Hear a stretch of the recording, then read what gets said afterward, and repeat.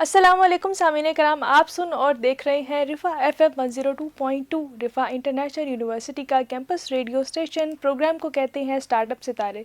Startup सितारे सामीन ये एक ऐसा प्रोग्राम है जिसमें हम आपको मिलवाते हैं फ़ीमेल एंटरप्रेन्योर्स से जिन्होंने अपना कारोबार जो है वो कामयाबी से किया और एक मिसाल बन गई है। सामीन, जो रेज़न आर्ट है ये एक ऐसा तख्लीकी फ़न है जिसमें एक जो लिक्विड पॉलीमर है उसमें मुख्तलिफ़ ग्लिटर्स या मुख्तलिफ़ किस्म के जो एलिमेंट्स हैं उनको मिक्स करके एक कोई नई चीज़ बनाई जाती है। इससे होम डेकोर आइटम्स भी बनाए जाते हैं। इसके अलावा इसमें बहुत सारी एसेसरीज़ भी जो है वो आजकल बनाई जाती है। तो सामीन, कोई भी आर्ट होता है या कोई भी फ़न होता है वो सेल्फ़ एक्सप्रेशन का ज़रिया तो होता ही है, लेकिन अगर हम अपनी स्किल सेट को अच्छे तरीके से इस्तेमाल करें, उनकी अच्छे तरीके से मार्केटिंग करें सोशल मीडिया पर, तो ये एक अच्छी बिज़नेस अपॉर्चुनिटी भी बन सकती है।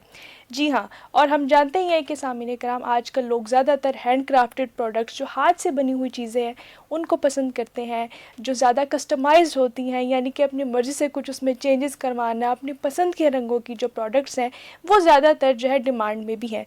तो सामीन, अगर आप सोशल मीडिया का इस्तेमाल करते हैं, फेसबुक और इंस्टाग्राम जैसे प्लेटफॉर्म्स का इस्तेमाल करते हैं, तो आप कामयाबी से अपने आर्ट के ज़रिए भी बिज़नेस कर सकते हैं। तो आज के प्रोग्राम में हम ये जानने की कोशिश करेंगे कि आप अपने आर्ट से अपने सेल्फ एक्सप्रेशन को किस तरह से एक बिज़नेस अपॉर्चुनिटी में जो है तब्दील कर सकते हैं। आज हमारे साथ हमारी बहुत प्यारी सी गेस्ट भी मौजूद हैं, शर्मीन फवाद साहिबा, और ये रेज़न आर्टिस्ट हैं। आइए उनसे जो है इस हवाले से जो है बातचीत करते हैं और उनको आज के प्रोग्राम में वेलकम भी कहते हैं। अस्सलाम वालेकुम। वालेकुम अस्सलाम। कैसी हैं आप शर्मीन? मैं बिल्कुल ठीक हूँ, आप ठीक हैं? मैं बिल्कुल ठीक। शर्मीन, आपके वक्त का बहुत शुक्रिया। और आप रेज़न आर्टिस्ट हैं। अच्छा, जो रेज़न आर्टिस्ट है बेसिकली मेरे ख्याल से एक रीसेंट फिनोमेना है, पहले इसके बारे में लोग इतना जानते नहीं थे और मेरे ख्याल से शायद पहले ये बिज़नेस मौजूद भी नहीं था। ये बताइए कि रेज़न आर्ट है क्या, सबसे पहले जो देखने सुनने वाले हैं उनके लिए। सबसे पहले तो मैं आपका शुक्रिया अदा करूँगी कि आपने मुझे यहाँ पे बुलाया और मैं अपनी चीज़ें आपको बता सकूँ कि मैं क्या कर रही हूँ और ये है क्या। बेसिकली रेज़न एपॉक्सी रेज़न्स का पूरा नाम है और एपॉक्सी रेज़न में दो केमिकल्स होते हैं, part A and part B. उसको हम पर्टिकुलर रेशियो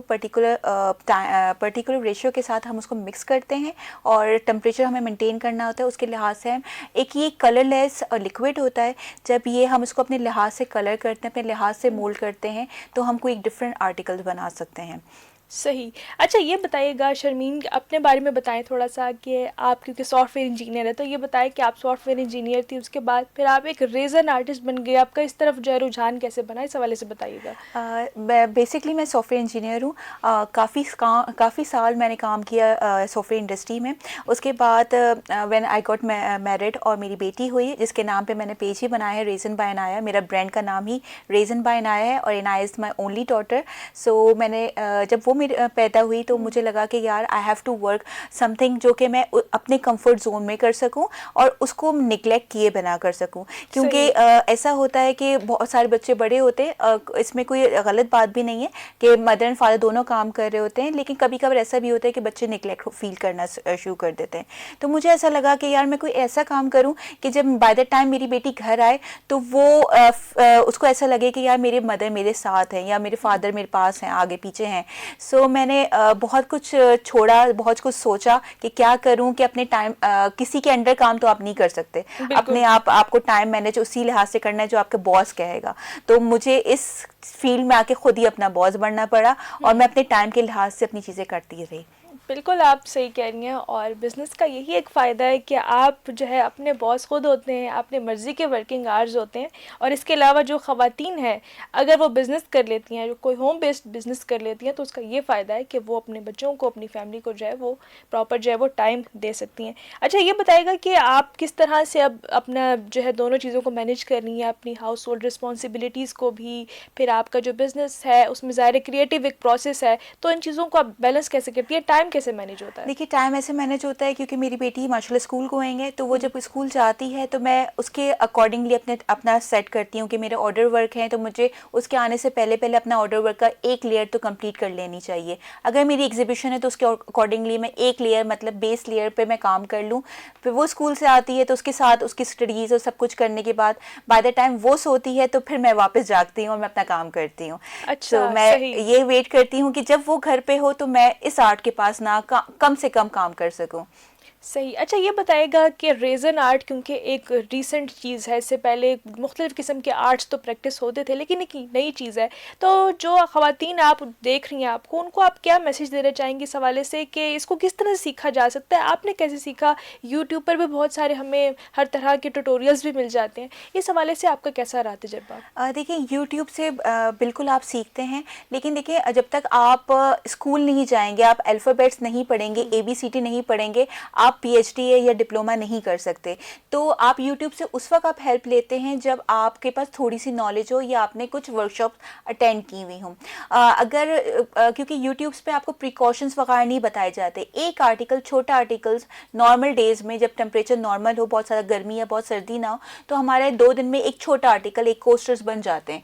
लेकिन अगर उसके साथ हमें प्रिकॉशंस भी लेनी पड़ती हैं, हमें सारे उसके बाद हमें पता चलना चाहिए कि आगे पीछे क्या करना है। यूट्यूब पे आप वो 2 दिन के आप ट्यूटोरियल तो नहीं देख सकते, वो मुश्किल से 10 to 15 मिनट्स में आपका एक आर्टिकल बना के दिखाते हैं। तो उसमें जो हमें मेहनत और जिसके हमें जिन चीज़ों के ख्याल रखना पड़ता है, सेफ्टी प्रिकॉशंस लेने पड़ते हैं, वो चीज़ें यूट्यूब से नहीं बताई जाती। फिर जब आप इसको प्रॉपरली किसी रेज़न आर्टिस्ट से सीखते हैं या किसी भी आर्टिस्ट से सीखते हैं, तो आपको वो अपना एक्सपीरियंस भी बता रहे होते हैं और फिर वो आप उस एक्सपीरियंस को अपने साथ उसको इन्वॉल्व करके अपनी एक प्रोडक्ट बनाते हो। जबकि यूट्यूब पे आपको ये सारी चीज़ें नहीं मिलती। बहुत सारे रेज़न आर्टिस्ट आजकल, जो सो कॉल्ड रेज़न आर्टिस्ट हैं, वो आजकल आ गए हैं यूट्यूब से सीख के, लेकिन उनके काम में और हमारे काम में डिफरेंस यहीं पर आता है कि हमें हर चीज़ की नॉलेज इन डेप्थ होती है, क्योंकि हमारे जो टीचर्स हैं या जिनसे हमने सीखा है, उन्होंने हर चीज़ हमें घोल के पिलाई है, उसके बाद हम यहाँ पर आए। सही। इसका मतलब ये है कि आप ये कहना चाहती हैं कि जो वर्कशॉप्स या इस तरह आप फॉर्मली एक चीज़ को सीखते हैं, वो ज़्यादा बेहतर अप्रोच है, ना कि आप यूट्यूब से या आप जल्दी सीखने के चक्कर में उस तरह के आप शॉर्टकट्स अपनाएं। तो बेहतर ये है कि आप फॉर्मली जो है किसी भी बिज़नेस को परसू करना चाह रहे हैं, तो आप लाजमी एक्सपर्ट से जानें कि उस बिज़नेस को करने का या उस आर्ट में बेसिकली है क्या। तो बेसिक सीखने के लिए फॉर्मल ट्रेनिंग ज़रूरी है। आप हेल्प ज़रूर ले सकते हैं, यूट्यूब से आप ज़रूर हेल्प लें, लेकिन वही जो मैंने बात कही कि पहले स्कूल तो जाएं, पहले ABCD तो सीखें, उसके बाद आप आगे करें। तो पहले आप प्रॉपर इसको सीखें, उसके बाद यूट्यूब से आप हेल्प ज़रूर लें। सही। अच्छा ये बताएगा कि इसकी क्या टाइप्स क्या हैं, जिसमें किस तरह का मटेरियल यूज़ होता है, उस मटेरियल की क्या टाइप्स होती हैं और किस किस तरह का जो है वो मटेरियल और किस किस चीज़ के लिए इस्तेमाल होता है इसमें? देखिए टाइप तो सिर्फ एक ही है, रेज़न और हार्डनर। दो पार्ट्स होते हैं। पार्ट ए जो कहलाता है रेज़न, एपॉक्सी रेज़न, और पार्ट बी जो है वो हार्डनर होता है। इनको हम एक ही इनके डिपेंड करता है हमें कितना बड़ा आर्टिकल बनाना है, तो उसको रेशो में हम इसको कंबाइन करते हैं, मिक्स करते हैं और उसको पोर करते हैं। पाकिस्तान में वैसे जो है वो 2:1 का रेशो ही, यानी कि 2% हार्डनर और 2% एपॉक्सी रेज़न और 1% हार्डनर यूज़ हो रहा होता है। और जो ओवरऑल दुनिया में कहीं पे 1:1 का रेशो भी यूज़ हो रहा होता है। 1:1 का मतलब है जितना आपने हार्डनर लिया उतने ही आप रेज़न लेंगे, ठीक है। यहाँ पे पाकिस्तान में जितना आपने हार्डनर लिया उससे डबल में आपको एपॉक्सी रेज़न लेना पड़ता है। बस यही आपका रेशो होता है जो कि हम दुनिया में देख रहे होते हैं, और इसके अलावा कोई और नहीं है। बस कलर मिक्सिंग, उसमें इसमें आपके पास वैरायटीज़ आ जाती है। आपने एक प्रॉपर चीज़ें मिक्स कर ली, फिर आपने कलर्स में जब आप if you want to play with colours, तो कलर्स में हमारे पास बहुत वैरायटी है। हमारे पास मीका पाउडर्स हैं, हमारे पास पिगमेंट पेस्ट है, हमारे पास अल्कोहल इंक है, मतलब बहुत है। उसमें भी हमारे पास डिफरेंट, एक कलर के डिफरेंट शेड्स हैं। सही। अच्छा ये बताएगा कि इससे किस किस तरह के जो है प्रोडक्ट्स बनाए जा सकते हैं, आप इससे किस तरह से प्ले करती हैं अपनी क्रिएटिविटी, किस किस चीज़ में आप उसमें इसको यूज़ करके क्या क्या बना रही हैं? देखिए इसमें आप छोटे से छोटे आर्टिकल जैसे कि कोस्टर, कार हैंगिंग, जो आपकी सफ़र की दुआ वगैरह आप लगाते हो कार में, वो बन सकती छोटी छोटी। इसमें आपकी ज्वेलरीज आजकल बहुत ट्रेंड में है, UV रेजन से हम ज्वेलरी बना रहे होते हैं। अगर हम बड़े आर्टिकल्स की बात करें तो स्काई इज़ द लिमिट। आप उसमें चाहें तो coffee table, dining table, wall hangings, पूरी वॉल की हैंगिंग्स, यानी 7 फीट और 6 फीट्स की भी वॉल हैंगिंग्स लेडीज़ मतलब लोग बनवाते हैं। सही सही। अच्छा ये बताएगा कि इसमें किस तरह से जो है आपका फेवरेट कौन सा रहा है अब तक प्रोडक्ट बनाने में, जिसको आपको मज़ा आया हो, या बेस्ट सेलिंग जो प्रोडक्ट है वो पाकिस्तान में कौन सा है? देखिए बेस्ट सेलिंग तो नहीं कहूँगी, क्योंकि मेरे हर आर्टिकल मेरे दिल से बहुत करीब होते हैं, और उसमें यही होता है कि आप कुछ ना कुछ हर आर्टिकल में आप जब बनाते हो, उस प्रोसेस में जब जाते हो तो कुछ न्यू आप सीखते हो, और कुछ आपको एक्सपीरियंस होता है कि यार नेक्स्ट टाइम मैं ये वाला काम नहीं करूँगा, इसकी जगह ये करूँगा। मेरे दिल के करीब तो सारे आर्टिकल से, ऑब्वियसली एक माँ से आप नहीं कह सकती कि आपका बच्चा कौन सा आपका फेवरेट है, वो तो नहीं हो सकता। लेकिन ये मेरा ये ज़रूर है कि मैंने एक लॉग टेबल बनाई थी, वो काफ़ी बड़ी थी और उसके बीच में वो सेंटर हॉलो पार्ट था, उसके अंदर मैंने सी इफेक्ट क्रिएट किया था। I work on different layers, her layer पे डिफरेंट कलर्स थे, हर लेयर पे डिफरेंट क्रिएचर, जितने भी आपके सी के क्रिएचर्स हैं वो हर लेयर पे थे। अच्छा। तो उस, और फिर आपके ट्रीज भी थे, आपके प्लांट्स भी थे, हर ग्रास थी, स्टोन्स थे, मैंने उसके अंदर टेक्सचर आर्ट से वो भी बनाया था, माउंटेन्स भी बनाई थी छोटी छोटी। तो ये सारी चीज़ें आप जो है उसके अंदर मैंने लेयरिंग पे काम की थी, and it took around 40 days to complete that a particular article. उसके अंदर मेहनत बहुत ज़्यादा थी, क्योंकि ऑब्वियसली वो एक सेंटर पीस हॉलो था और साइड से सिर्फ वुड थी, तो आपको हर तरफ से आपको रेजन को कवर करना था और बचाना होता था, क्योंकि रेजन एक लिक्विड है तो वो फ्लो करके बाहर निकल सकता था, तो उसको आपको उसके लिहाज से प्रिकॉशन लेकर उसके लिहाज से काम करना था। तो it was one of my favourite article.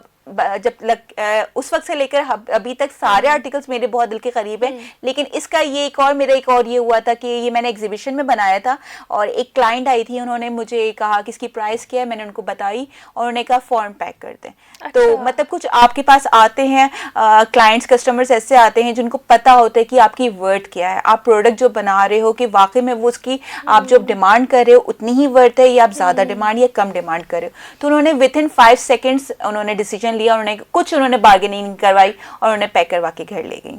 सही। अच्छा, आपने अपने फेवरेट प्रोडक्ट की तो कहानी सुनाई, ये बताएं कि आपका जो पहला ऑर्डर था वो किस चीज़ का था और उसका एक्सपीरियंस कैसा रहा? पहला ऑर्डर तो मैं ये बताऊंगी कि मैंने पहले ऑर्डर से काम नहीं किया। पहले जब मैंने ये रेजन सीखा, पाकिस्तान की और इंटरनेशनल काफ़ी आर्टिस्ट हैं, एक तो जिनको मैं अपना मेंटोर मानती हूँ, मैम तराश बाय इफ़त हैं, उनको मैं अपना मेंटोर मानती हूँ कि उन्होंने मुझे उंगली पकड़ के हर चीज़ सिखाई। तो पहले मैंने जितनी भी चीज़ें सीखी, तो पहले मैंने अपने फ्रेंड्स एंड फैमिली को गिफ्ट्स किए, ताकि वो हाथ साफ होने वाली बात है। तो मैंने सारी चीज़ें उनको दी, उनकी फीडबैक ली कि यार इसमें क्या गलत तुम्हें नज़र आ रहा है, तुम्हारे घर पे अगर ये लगेगी तो कैसे लगेगा, इसमें तुम मुझे अपने मुझे पॉइंट ऑफ व्यू दो। और फिर उसके बाद जब मैंने पहला ऑर्डर किया, तो पहला ऑर्डर वॉज मेरा एक वॉल क्लॉक थी, जो कि मैंने एक हमारी मेरी फ्रेंड ही है, उसने मुझसे कहा कि मुझे इस टाइप की वॉल क्लॉक बना के दो। That was my first order back in 2020। अच्छा, सही। अच्छा, ये बताइएगा शर्मीन कि आपने डिफरेंट एग्जीबिशंस में भी आपने पार्टिसिपेट किया है, आपने बड़े नामों के साथ भी काम किया है, ये बताइएगा कि उस हवाले से आपका एग्जीबिशन के हवाले से और ग्रोथ के लिहाज से आपका कैसा एक्सपीरियंस रहा? एग्जीबिशन अल्हम्दुलिल्लाह मैंने इस्लामाबाद के सारे बड़े नाम, सारे छोटे नाम जितने भी हैं सबके साथ मैंने एग्जीबिशन की है, और क्योंकि ऑलमोस्ट 3 ईयर से मैं ये काम कर रही हूँ, एग्जीबिशन में ज़्यादा जाती हूँ। मेरा उसके बाद मुझे सबसे अच्छा चीज़ ये होती है कि एक तो आपको पहले सिर्फ ब्रांड के नाम से, रेजन बाय इनाया के नाम से लोग जान रहे थे, अब बाय फेस भी मुझे जानते हैं, कि वो उनको पता होता है कि she is Sharmeen and she is the owner of resin by Inaya. तो वो एक चीज़, और दूसरा जो सेकेंड इंपॉर्टेंट चीज़ होती है, मेरे पास आफ्टर एग्जीबिशन ऑर्डर्स बहुत आते हैं अल्हम्दुलिल्लाह। वो आपके क्लाइंट लेके गया, फॉर एग्जांपल उसने एक ट्रे लेके गया, उसको और उसने कहा कि मुझे 2 और बनवानी है सेम, तो आप मुझे बना के दे दें। तो ये आफ्टर एग्जीबिशन जो सेल्स होती हैं वो बहुत ज़्यादा वैल्यू करती हैं। सही। अच्छा, आप क्योंकि आप हाउसवाइफ भी हैं, आप एक मदर भी हैं, इसके अलावा आप अपना सक्सेसफुल एक बिज़नेस वेंचर भी लेकर चल रही हैं, तो सबसे बड़ा चैलेंज क्या था जिसको आपने ओवरकम किया, और आप ये समझती हैं कि ख़वातीन या जो भी लड़कियां बिज़नेस शुरू कर रही हैं उनको ये चैलेंज वाकई जो है वो फेस करना पड़ता है? देखिए, सबसे मेरे पास तो सपोर्ट सिस्टम बहुत अच्छी थी। मेरे हस्बैंड बहुत सपोर्टिव हैं। उन्होंने जब मैंने डिसीजन लिया ये कि मैं सॉफ्टवेयर इंडस्ट्री को छोड़ूंगी और मैं कोई ऐसी इंडस्ट्री में जाऊंगी जहां मुझे कुछ पता नहीं है, मतलब सॉफ्टवेयर एक डिफरेंट साइड है, मैं प्रोग्रामिंग साइड पे थी, और ये एक आर्ट की साइड है जो कि मेरा कोई इसमें लिंक नहीं था।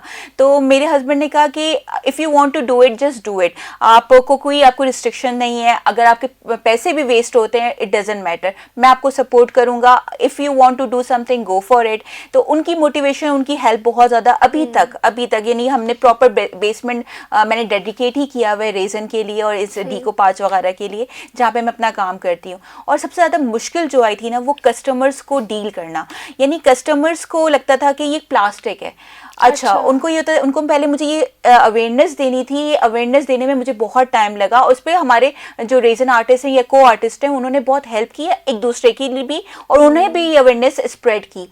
मसला ये होता था जब क्योंकि रेजन एक लिक्विड है, आप इसको क्योर करते हो, आप इसको मिक्स करके क्योर करते हो, तो वो एक हार्ड फॉर्म में बन जाता है लाइक दिस।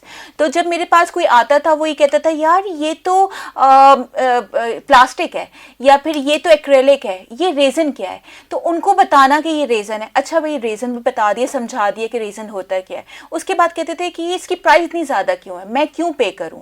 अब उनको ये अवेयरनेस देना कि ये एक लग्जरी आइटम है, ये एक लग्जरी प्रोडक्ट है। जिनको ओरिजिनल पेंटिंग्स की पहचान होती है, जिनको पता होता है कि मैं अपने घर में अगर ओरिजिनल पेंटिंग लगा रहा हूँ तो इसका क्या मुझे नज़र आएगा, लोग मुझसे इंप्रेस होंगे या नहीं होंगे, वैसे ही रेजन के साथ भी यही था कि लोग ओरिजिनल समझ के इसको फिर बाय करना शुरू हुए। जब उनको अवेयरनेस आई, तो शुरू में तो they were not willing to buy these products because they were thinking it's very expensive, even though कि वो expensive बिल्कुल नहीं होता, क्योंकि एक हैंडमेड प्रोडक्ट को बनाने में जितनी मुश्किलात हमें पेश आती है, वो आई डोंट थिंक सो कि और लोग उसके कोई और इसको वो करेगा, सेकंड करेगा कि इस यकीनन हमें बहुत मुश्किल पेश आती है। बिल्कुल आप सही कह रही हैं। एक तो हैंडमेड जो प्रोडक्ट्स हैं उनको बनाने में टाइम लगता है, दूसरा ये कि आर्टिस्ट की अपनी मेहनत होती है, क्रिएटिविटी होती है, उसका टाइम और बाकी चीज़ें। तो मेरे ख्याल से ये जो कन्वेंशनल बिज़नेस है और जो हैंडमेड प्रोडक्ट्स का बिज़नेस है, इसमें यही एक वाज़े और बुनियादी फ़र्क भी है कि इसमें मेहनत ज़्यादा दरकार होती है और उसमें क्रिएटिविटी और आर्टिस्ट की अपनी जितनी एफ़र्ट होती है, तो मेरे ख्याल से इसीलिए शायद उसकी प्राइस भी ज़्यादा होती है और वो वर्थ इट भी है। सामीन कराम, इस वक्त आप देख रहे हैं प्रोग्राम स्टार्टअप सितारे। आज मेरे साथ मौजूद हैं शर्बीन फवाद, जो कि एक रेजन आर्टिस्ट हैं। रेजन आर्ट हम देखते भी रहते हैं सोशल मीडिया पे, डिफरेंट किस्म की रील्स भी हमारे सामने आ रही होती हैं, जिससे डिफरेंट एसेसरीज़ और होम डेकोर आइटम्स जो हैं वो बनाए जाते हैं। हमारे साथ आज मौजूद है शर्मीन, और अपनी वो जर्नी हमारे साथ शेयर करी है कि वो उन्होंने किस तरह से जो सॉफ्टवेयर इंजीनियरिंग को छोड़ के रेजन आर्टिस्ट जो है वो बनने का किस तरह से फैसला किया और उनका। अच्छा शर्मीन, मुझे बताइएगा कि आप रेजन आर्ट के अलावा कोई और आर्ट भी प्रैक्टिस करती हैं, मज़ीद भी और कोई आप चीज़ें बनाती हैं? जी बिल्कुल, बेसिकली मैंने स्टार्ट तो रेजन से ही किया था, और रेजन के बाद क्योंकि इसमें बहुत सारी चीज़ें आती रहीं और मैंने बहुत सारी डिफरेंट आर्ट्स भी इसके अंदर सीखे। मेन आपका जो था हमारे अम्ब्रेला थी वो रेजन थी। उसकी जब हमने चीज़ें देखी तो मैंने डीकोपाज सीखा, टेक्सचर आर्ट सीखा, कंक्रीट सीखा, जिप्सम सीखा, कैंडल स्टिकर, कैंडल्स में भी जियोर्स कैंडल्स। अब फिर मैंने क्या किया कि मैंने इन सारी चीज़ों को, सिर्फ मैंने नहीं, बहुत सारे रेजन आर्टिस्ट ऐसा कर रहे हैं कि इन सब चीज़ों को कंबाइन करके एक डिफरेंट आर्टिकल बनाते हैं। जैसे कि अगर हम इस पीस पे बात करें तो दिस वाज अ डीकोपाज। डीकोपाज एक राइस पेपर, इसके राइस पेपर के ऊपर हमें काम करते हैं। इसके ऊपर भी मैंने ये जो आपको फिनिश नज़र आ रही है, this is not a glass, this is a resin, top coat हमने रेजन से कर दी, तो वो वाली चीज़ आ गई। इसके बाद हमारे पास कैंडल्स आ जाती है। कैंडल्स में भी सेंटेड कैंडल्स पे भी मैंने काम किया। डेकोरेटिव कैंडल्स जैसे ये जियोड कैंडल आजकल बहुत चल रही हैं, तो इस पे भी काम किया। जैसे ये इस पे आपके स्टोन्स काम होते हैं, कैंडल्स होती हैं, इतना बर्न होता है और नीचे आपकी डेकोरेटिव रहती है। फिर इसके अलावा मैंने क्या किया, फर्नीचर के ऊपर बहुत काम किया। फर्नीचर पे जैसे हमारे जो लेबर भाई होते हैं वो फर्नीचर पॉलिशिंग करते हैं, तो ये जैसे कि हमारी वुड थी जो आपके अखरोट की लकड़ी थी, इसके ऊपर मैंने क्या कि वैसे पॉलिश किया है जैसे हमारे भाई करते हैं, वैसे ही कोरा लकड़ी पे काम करने के बाद डीकोपाज का काम किया। दिस इज़ अ डीकोपाज, ठीक है। उसके बाद हमारे पास डिफरेंट आर्टिकल्स में हमारे पास, जैसे मैंने आपको ये बताया था कि रेजन है, प्योर रेजन है, प्योर रेजन के ऊपर मैंने कलर डाल के मिक्सिंग करके पर्ल्स लगाए, दैट्स इट, सिंपल। फिर हमारे पास आते हैं मिक्स मीडियम, जैसे कि इसमें आप डीकोपाज भी करें, टेक्सचर आर्ट भी करें, रेजन भी करें, तो उसमें भी हमारे पास कुछ आर्टिकल्स हैं। जैसे कि आप ये देखें, ये एक आर्टिकल है, इसके ऊपर ये जो ग्लास फिनिश है, अगेन दिस इज़ रेजन। मैं रेजन पे ज़्यादा काम करती हूँ, it is my first love. तो और इसके नीचे जो मैंने काम किया है वो पेंटिंग और डीकोपाज है, तो ये वाली चीज़ आपका मिक्स मीडियम पे आ जाता है कि आपने मिक्स मीडिया यूज़ किया है। अच्छा ये बताइएगा शर्मीन कि आप मज़ीद क्या देखती हैं मुस्तकबिल में, और अपने जो आर्ट है इसको मज़ीद आप लोगों तक पहुंचाना चाहती हैं, क्या आपका मुस्तकबिल क्या है इस हवाले से? मुस्तकबिल ये है क्योंकि आफ्टर एग्जीबिशंस मेरे पास बहुत सारे लोग आते हैं, वो कहते हैं कि हम ये सीखना चाहते हैं। तो मेरा भी प्लान तो ये है कि अभी तो मैं खुद सीखने वाली स्टेज पे हूँ, क्योंकि आपके सीखना कभी ख़त्म नहीं होता। मैं अभी भी कंटिन्यूसली कोई ना कोई कोर्स करती रहती हूँ किसी ना किसी आर्टिस्ट के साथ। मोस्टली तराश इफ़त के साथ मैं ज़्यादा करती हूँ, मैम के साथ, तो उनके साथ उसके अलावा जो है लोग मेरे पास आते हैं कि हम हमारे घर वाले सीखना चाहते हैं इसको, तो उसके लिए मैं मेरा ये एक पाइपलाइन में मेरी चीज़ है कि मैं एक वर्कशॉप तो मैंने बना ली है अल्हम्दुलिल्लाह। अब उसके अंदर मैं फिजिकल वर्कशॉप में आके लेडीज़ और जेंट्स भी, लड़के मैं मोस्टली अगर मैं कहूँगी तो मैं उनको सिखाना चाह रही हूँ, लेकिन इसमें एक एज लिमिट होती है क्योंकि रेजिन आपका इट्स अ केमिकल, तो try to treat it as a chemical, उसको आप वैसे ही लें जब ये क्योंकि ये आपको प्रिकॉशंस अगर आप नहीं लेंगे तो ये आपकी लंग्स के लिए बहुत हार्मफुल रहती है। किसी को स्किन एलर्जी हो जाती है, किसी को रैशेस हो जाते हैं, किसी को आई एलर्जी हो जाती है, किसी को कुछ हो जाता है, लंग्स के बहुत प्रॉब्लम्स होते हैं। तो आपको फिर हम छोटे बच्चों को अलाउ नहीं करते, लाइक जो 15 से छोटे हैं उनको हम अलाउ नहीं करते। हम क्या, वैसे तो लोग कर रहे हैं, लेकिन मैं कहती हूँ जब जो एक केमिकल है जो आपके लिए सही नहीं है तो आप उसको अलाउ ना करें। तो मेरी रूल यही होगा कि मैं बच्चों को 15 अंडर मैं उसको अलाउ नहीं करूँगी, और जो एजेड हैं अबव 50 उनको भी अलाउ नहीं करूँगी, क्योंकि उनका इम्यून सिस्टम वैसे ही बहुत डिस्टर्ब रहता है बड़ों का। तो ये वाली चीज़ है। बिल्कुल, यानी कि कुछ एहतियाती तदाबीर भी हैं इस हवाले से, रेज़न आर्ट को सीखने के हवाले से, जो आपको लाजमी पता होनी चाहिए ये बातें, जिस तरह से शर्मीन ने बातों का जिक्र भी किया। अच्छा ये बताइएगा शर्मीन कि आपका जो बिज़नेस है, सोशल मीडिया ने उसकी ग्रोथ में किस तरह से जो है अपना किरदार अदा किया, और सोशल मीडिया को आजकल के दौर में आप किस तरह देखती हैं बिज़नेस को प्रमोट करने में, एडवर्टीज़मेंट करने में? इसने बहुत ज़्यादा क्योंकि मेरा बेसिकली काम इंस्टा से ही चल रहा होता है और वहीं से मेरे ऑर्डर्स भी आ रहे होते हैं। रिपीट ऑर्डर्स आपके, एक क्लाइंट आपका बन जाए, पहला आपको होता है कि आपको फर्स्ट क्लाइंट मिलना चाहिए। जब आप वो सेटिस्फाई होगा तो वो आपके रिपीट ऑर्डर बनता है। जब वो रिपीट ऑर्डर बनता है तभी आपकी सक्सेस आती है। तो मेरा सारा काम जो इंस्टा पे और फेसबुक पे होता है, 90% मेरा काम जो इंस्टा पे होता है, और वो मेरे लिए बहुत ज़्यादा इंपॉर्टेंट है। या मेरी सारी सेल्स, सारी चीज़ें वहाँ से आती हैं, और फिर 10% आपके आफ्टर एग्जीबिशन जो मेरे क्लाइंट्स आते हैं, ये जो मेरे ऑर्डर्स आते हैं। सही। तो यानी कि सोशल मीडिया से ही आपने आगाज़ किया अपने प्रोग्राम, अपने बिज़नेस का, और अभी भी उसी तरह ही आप पेज वगैरह खुद ही मैनेज करती हैं, आपकी बस टीम है? नहीं, सिंगल हैंडेड काम कर रही हूँ। चाहे रेजन का भी सारा काम खुद कर रही होती हूँ। मेरे घर में मुझे थोड़ा सा हेल्प कर देते हैं, वो यानी पैकिंग वगैरह करना, लेकिन ये क्योंकि सिंगल हैंडेड काम होता है और मैं ये टीम वर्क नहीं मेरे भी इतनी बड़ी टीम मैं अफोर्ड भी नहीं कर सकती हूँ, टू बी वेरी फ्रैंक। तो मुझे पोरिंग से लेकर, उसकी फिनिशिंग से लेकर, उसकी पैकिंग से लेकर सारा काम मुझे करना होता है। इंस्टा भी मैं ही हैंडल कर रही होती हूँ, फेसबुक भी मैं ही हैंडल कर रही होती हूँ। लेकिन मेरा फ्यूचर में एक ज़रूर ये प्लान है कि मैं टीम हायर करूँगी, और उसको मैं फिर वो मेरे थोड़े बहुत वो काम करेंगे। और सेकेंडली मुझे जो मेरा नेक्स्ट स्टेप होगा इंशाल्लाह, इसको मैं वेबसाइट डेवलप करवाना चाहूँगी, बल्कि खुद ही करूँगी क्योंकि सॉफ्टवेयर इंजीनियर हूँ, तो थोड़ा सा यहाँ पे भी थोड़ा सा काम करूँगी। तो यहाँ पे मैं एक वेबसाइट बनाना चाहूँगी जिसके ऊपर मैं सिर्फ पाकिस्तान से या दुनिया भर से लोग सिर्फ इंस्टा पे मुझे ऑर्डर प्लेस ना करें, वहाँ पर भी मुझे वो क्यूरी कोड डालने की ज़रूरत नहीं है, बस ऑर्डर प्लेस हो जाएगा। ये तो बहुत अच्छी बात है, और वेबसाइट और बाकी सोशल मीडिया से ही आपको मज़ीद एक्सपोजर भी मिलता है, आपको ग्रोथ भी मिलती है। अच्छा ये बताइएगा शर्मीन कि जिस तरह से आप अपना सोशल मीडिया भी जो है वो खुद हैंडल कर रही हैं, तो ये जो डिलीवरी का प्रोसेस है इसके बारे में भी थोड़ा सा बताएं कि आप कैसे डिलीवरी को हैंडल कर रही हैं? देखिए, डिलीवरी हम कोरियर कंपनीज हैं जिसके साथ हमारे अकाउंट्स होते हैं, हम उनके साथ COD पे काम कर रहे होते हैं। लेकिन एडवांस पेमेंट, क्योंकि 50% मैं एडवांस पेमेंट पे काम करती हूँ, वो 50% मुझे पेमेंट पहले हो जाती है, उसके बाद डिलीवरी की बात उनको वो COD पे या बैंक ट्रांसफ़र वो कर देते हैं। कोरियर कंपनीज के साथ आपको लिंक होना पड़ता है, आपको अपना अकाउंट खोलना पड़ता है, उसके फिर काम होता है। और डिलीवरी हमारी डिपेंड करता है कि पाकिस्तान में डिलीवरी हो रही है या इंटरनेशनल डिलीवरी हो रही है, तो वो उसके लिए। तो यानी कि आप इंटरनेशनल पे डिलीवर कर देते हैं? बिल्कुल ऐसे ही है। इंटरनेशनल मेरे आर्टिकल्स अमेरिका भी गए हुए हैं, दुबई भी गए हुए हैं। सही। तो यानी कि आप काफ़ी इस हवाले से आपने डिलीवरी का भी बहुत अच्छे से आप मैनेज करी हैं, क्योंकि मैंने अक्सर देखा है कि ये एक बहुत बड़ा सेटबैक भी है कि डिलीवरी में काफ़ी प्रॉब्लम्स आते हैं। अक्सर जो है क्राफ्टर्स और जो बिज़नेस वेंचर्स वाले हैं वो ये शिकायत करते हैं कि डिलीवरी में काफ़ी प्रॉब्लम्स आ जाते हैं, या तो प्रोडक्ट जो है वो सही हालत में पहुँच नहीं पाता कस्टमर तक। तो कभी ऐसा कोई तजर्बा आपके साथ हुआ है कभी? अल्हम्दुलिल्लाह अभी तक नहीं हुआ, अल्हम्दुलिल्लाह। क्योंकि पैकिंग, एक तो डिलीवरी के टाइम पे मैं पिक्चर्स लेती हूँ कि मैंने ये आपको डिलीवर करी, क्लाइंट को पिक्चर भेजती हूँ कि ये देखें मैंने पैक भी कर दिए, पैक करने से पहले भी, पैक करने के बाद भी। और उसके बाद अल्हम्दुलिल्लाह अभी तक कोई ऐसा नहीं हो कि कोई चीज़ डैमेज हुई है या कुछ मसला हुआ है। जब इंटरनेशनली भी मेरा सामान गया तब भी कोई मसला नहीं हुआ। हाँ, ये ज़रूर होता है कि डिलीवरी ऊपर नीचे हो जाती है, तो वो मेरा, क्योंकि मैं अपने एंड से हर चीज़ क्लियर रखना चाहती हूँ। मैं अपने कस्टमर को इसकी रेसिप्ट भेज देती हूँ कि मेरी तरफ से ये अब डिस्पैच हो चुका है, अब आपको 2 दिन में, अगर आप विद इन इस्लामाबाद 2 दिन में मिल जाएगा। इस्लामाबाद से बाहर हैं तो आपको डिपेंड करता है आप कौन सी सिटी में, उसके लिहाज से मिलेगा। और इंटरनेशनली है तो उसके तो और ही थोड़ी लंबा टाइम हो जाएगा। बिल्कुल। अच्छा, आपने ये भी जिक्र किया गुफ्तगू में कि काफ़ी कस्टमर्स को इस चीज़ की अवेयरनेस नहीं है, रेज़न आर्ट का नहीं पता, वो इसको प्लास्टिक की तरह ही समझ रहे होते हैं। तो कोई दिलचस्प तजर्बा आप शेयर करना चाहें सामीन और नाज़रीन के साथ कि आपको कोई बहुत ही दिलचस्प कस्टमर मिला हो, और हो सकता है कि आपका तजर्बा अच्छा ना भी रहा हो उसके साथ, कि अगर बहुत अच्छा रहे तो वो भी शेयर करें।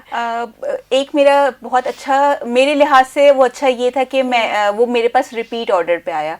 वो ये कहती कि मैं एग्जीबिशन में थी और वहाँ पर एक साहब आते हैं, वो कहते हैं, उन्होंने क्लॉक देखी मेरी, और मेरी अल्हम्दुलिल्लाह क्लॉक्स जो है ना वो काफ़ी ज़्यादा सेल होती हैं। तो उन्होंने मेरी क्लॉक देखी तो उन्होंने पूछा ये कितने की है, मैंने उनको उसकी प्राइस बता दी। तो उसके बराबर में एक छोटा सा मेरे पास ना टेबल राइज़र पड़ा हुआ था, तो उन्होंने पूछा ये दोनों उसी प्राइस में है। मैंने कहा नहीं, दोनों उसी प्राइस में नहीं, सिर्फ आप एक की, ये सिर्फ क्लॉक की प्राइस है। तो उनको पता था कि ये एक्सपेंसिव चीज़ है उनको, and he was just playing around. So उन्होंने मुझसे बोला कि अच्छा नहीं, ये इतनी महंगी चीज़ हमारे घर में तो कोई काम नहीं। अपनी वाइफ को पकड़ा, वो आगे चले गए। अच्छा, wife was really wanted to buy that clock for her drawing room. तो वाइफ कुछ कह रही थी, उन्होंने कहा नहीं, ये इतनी महंगी चीज़ हमारे घर में कोई चीज़ की ज़रूरत नहीं है, और वो चले गए एग्जीबिशन से। और मुझे थोड़ी सी डिसअपॉइंटमेंट भी हुई कि यार आप मेरे आर्ट को एक प्राइस में आप 2 चीज़ लेना चाह रहे हो। खैर फिर वो चले गए, उन्होंने मेरा कार्ड ले लिया, उनकी वाइफ ने। उसके बाद 2 दिन बाद उनकी कॉल आती है, उनसे पूछती हैं कि अब वो क्लॉक आपके पास है? तो मैंने कहा नहीं, वो तो सेल हो चुकी है। अच्छा। तो उन्होंने कहा कि आप प्लीज़ उसका आप ऑर्डर, मैंने कहा, फिर मैंने उनको वो क्लॉक बना के दी। एक और मैं बहुत ज़्यादा अच्छा, वो मेरी एक मेमोरी है, और वो it was my first exhibition. उसकी बात बताऊँगी कि उसमें मैंने एक सी इफेक्ट बनाया था पूरा। उसके मैंने माउंटेन्स भी, हर चीज़ मैंने हाथ से बना के टेक्सचर आर्ट के साथ करके रेजन का काम किया था। और एक लेडी आती हैं, उन्होंने मुझसे पूछा कि कितने का है, उनके हस्बैंड ने पूछा, मैंने उनको प्राइस बहुत मिनिमम बताई थी, क्योंकि it was my first experience. तो मुझे नहीं पता था कि क्लाइंट्स कैसे आपके साथ बार्गेनिंग भी करते हैं या नहीं करते, तो मैंने बहुत मिनिमम प्राइसेस रखी हुई थी। तो वो मेरे पास आते हैं, वो साहब जो कहते हैं कितने की, मैंने उनको बताया। वो अपनी वाइफ को लेके जाते हैं और they took the decision within a minute. वो लेके जाते हैं, वो अपने कान में कुछ कहते हैं और वो कहते हैं इसको पैक कर दे। मैंने उनको दे दिया। सेकंड डे उनकी कॉल आती है उनकी वाइफ की कि आपके पास एग्जीबिशन में हम कल आए थे, तो आपके पास कुछ चीज़ें पड़ी हुई हैं, हम आपके स्टूडियो आना चाहते हैं। तो मैंने कहा मेरे पास कुछ चीज़ें पड़ी हुई हैं। She again came and she bought so many articles. तो उन्होंने मुझे एक चीज़ जो बताई, कहा कि आप जो है ना, आपको पता है मेरे हस्बैंड ने आपके बारे में क्या कहा? मैंने कहा नहीं, मुझे नहीं पता। कह रही जब मैंने वो सी इफेक्ट उठाया तो उन्होंने मुझसे कहा कि इसको पता नहीं कितनी सस्ती दे रही है, जल्दी से उठा लो, कोई और ना ले ले। इसीलिए मैं सेकंड डे आपके पास आई हूँ कि मुझे और चीजें चाहिए। तो मुझे उस वक्त पता चला कि यार अपनी प्रोडक्ट को बहुत डी वैल्यू नहीं करना, प्राइसेस अच्छी रखें। वो कस्टमर अगर बाय करने वाला को वो अच्छी प्राइस में भी लेगा। बिल्कुल, जो हैंडमेड जो प्रोडक्ट्स हैं वाकई एक तो बहुत मेहनत का काम है, दूसरा ये कि अगर एक्सपेंसिव भी है तो उसका जो मकसद है, जो उसकी वजह है वो यही है कि इसमें बहुत मेहनत होती है और आर्टिस्ट की अपनी क्रिएटिविटी भी होती है। सामीन कराम, इस वक्त आप देख और सुन रहे हैं प्रोग्राम स्टार्टअप सितारे। मेरे साथ मौजूद हैं शर्मीन फवाद साहिबा और ये एक रेज़न आर्टिस्ट हैं। अपनी जो है वो जर्नी हमारे साथ शेयर कर रही हैं कि किस तरह से इस बिज़नेस का जो है वो आगाज़ किया जा सकता है, इसको कैसे सीख सकते हैं, और मज़ीद जो कस्टमर्स की जो स्टोरीज़ हैं इंटरेस्टिंग वो भी शेयर करिए हमारे साथ। और हमारे प्रोग्राम का भी वक्त क्योंकि मुख्तसर है। अच्छा शर्मीन, जाते जाते क्या मैसेज आप देना चाहेंगी जो आपको ख़वातीन देख रही हैं, लड़कियां देख रही हैं जो रेज़न आर्ट में इंटरेस्टेड हैं? क्योंकि हम अक्सर इससे, हम मेरे ख्याल से इंट्रोड्यूस हो चुके हैं सोशल मीडिया की तरफ से, तो क्या कहना चाहेंगी आप, कैसे इसका बिज़नेस, इसका स्टार्ट कैसे किया जा सकता है? देखिए, मैं सिर्फ यही एक मशवरा दूंगी, एडवाइस करूंगी जितनी भी लेडीज़ हैं, ये जितने भी लोग हम मुझे देख रहे हैं, सुन रहे हैं, उनको मैं ये कहूँगी कि यार आपके पास कोई भी हुनर है, you have to go for this. आपको कुछ भी करना है, घर में नहीं बैठना। अगर आपके पास टाइम का मसला है, आपके पास बजट का मसला है, छोटे पैमाने पे कुछ स्टार्ट करें, एक रूम से स्टार्ट करें। मैंने बहुत सारे रेज़न आर्टिस्ट को ये भी देखा है कि उनके पास अपने बेडरूम में उन्होंने एक छोटा सा साइड टेबल रखा हुआ है, उसी पे वो काम करते हैं। तो ये आपके ऊपर है कि आप कैसे स्टार्ट करना चाहते हैं। कुछ लोग जैसे कि डिप्रेशन से निकलने के लिए कर रहे होते हैं, उनको एंग्जाइटी डिप्रेशन होता है, वो कहते हैं कि यार मैं सिर्फ, क्योंकि it's a therapy, art is a therapy, तो वो अपने डिप्रेशन को निकालने के लिए वो आर्ट कर रहे होते हैं। कुछ वाकई फाइनेंशियली वो अपनी फैमिली को सपोर्ट करना चाहते हैं, और कुछ जो है वो सिर्फ एक उन्होंने आर्ट सीख लिया है तो उसको वो अब वो दुनिया को दिखाना चाहते हैं। तो आपने अगर सीखा है तो प्रॉपर सीखें, यूट्यूब से ना सीखें, किसी भी आर्टिस्ट से। अब बहुत सारे आर्टिस्ट हो गए हैं अल्हम्दुलिल्लाह पाकिस्तान में और पाकिस्तान से बाहर भी, तो आप जो है वो सीखें, उसके बाद उस पर प्रैक्टिस करें, और प्रैक्टिस करने के बाद इस फील्ड में आएँ। आप ये नहीं, बहुत सारे मैं रेजन आर्टिस्ट को देखती हूँ कि वो जो हैं कुछ भी बना के कुछ भी पेश कर देते हैं, तो वो लग रहा होता है कि यार वो अच्छी चीज़ यूज़ नहीं की। और सेकेंडली अपने काम से फेयर रहें। अगर आप, मैं ये सोच के कोई आर्टिकल बनाती हूँ कि अगर ये मेरा एग्जीबिशन में नहीं भी सेल हुआ तो कोई मसला नहीं, मैं अपने घर पे या अपने फ्रेंड्स एंड फैमिली को देते हुए शर्माऊंगी नहीं कि ये ऐसी वर्थ की है या ऐसी मैंने इसमें चीज़ें यूज़ की हैं जो कि वर्थ इट है। तो प्लीज़ अपने साथ सिंसियर रहें, अपने काम के साथ सिंसियर रहें, और कस्टमर देखिएगा आपके पास ज़रूर आएगा। Thank you so much Sharmeen, और आपने बहुत ही खूबसूरत पैगाम भी दिया देखने और सुनने वालों को कि आप जो भी आर्ट प्रैक्टिस करते हैं उसमें पैशन बहुत ज़रूरी है। और आर्ट मेरे ख़्याल से एक सेल्फ एक्सप्रेशन का तरीका है। आप जो भी फील कर रहे होते हैं, चाहे आप सैड फील कर रहे हैं, चाहे आप खुश हैं, चाहे आप उदास हैं, तो मेरे ख़्याल से ये एक थेरेपी के लिए भी हमारे लिए काम करता है। और जहाँ पर हमारी अपनी एक सेल्फ थेरेपी चल रही है, वही उसी चीज़ को अगर आप बिज़नेस अपॉर्चुनिटी में कन्वर्ट कर ले तो क्या ही बात है। तो आज हमने जो है शर्मीन फवाद साहिबा की जो है कहानी जो है आपसे शेयर की कि किस तरह उन्होंने सॉफ्टवेयर इंजीनियर होने के बावजूद जो है रेज़न आर्टिस्ट को जो है अपना बिज़नेस बनाया, और बहुत वो इस हवाले से खुशमी है और अपने बिज़नेस को कामयाबी से लेकर चल रही हैं। बहुत सारी उन्होंने इस हवाले से चीज़ें सीखी भी हैं, अपनी स्किल्स में जो है मज़ीद वो जिद्दत भी लेकर आई हैं, और जो है इस वक्त हमारे साथ मौजूद भी हैं और कामयाबी की मिसाल भी हैं। तो सामीन कराम, देखते और सुनते रहिए प्रोग्राम स्टार्टअप सितारे। आपसे भी मुलाकात होगी और अगले प्रोग्राम में हम एक और एंटरप्रेन्योर के साथ आपकी खिदमत में हाजिर होंगे। तब तक के लिए अपना ख्याल रखिएगा। अल्लाह हाफिज़।